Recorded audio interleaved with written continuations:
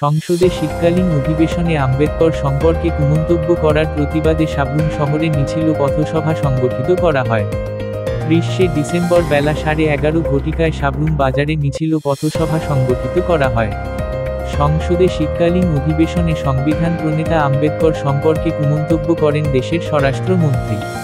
আম্বেদকরের সম্পর্কে কুমন্তব্য করার প্রতিবাদে দেশের স্বরাষ্ট্রমন্ত্রী অমিত শাহের পদত্যাগের দাবিতে সাবরুম শহরে মিছিল ও পথসভা সংগঠিত করেন ভারতের কমিউনিস্ট পার্টি মার্ক্সবাদী।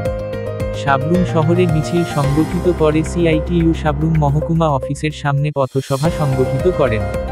পথসভায় আলোচনা করেন ভারতের কমিউনিস্ট পার্টি মার্ক্সবাদী ত্রিপুরা রাজ্য কমিটির সদস্য বিপ্লব সান্যাল, ভারতের কমিউনিস্ট পার্টি মার্ক্সবাদী সাবরুম মহকুমা সম্পাদক মণ্ডলীর সদস্য হারাধন দাস, বাবুল সরকার।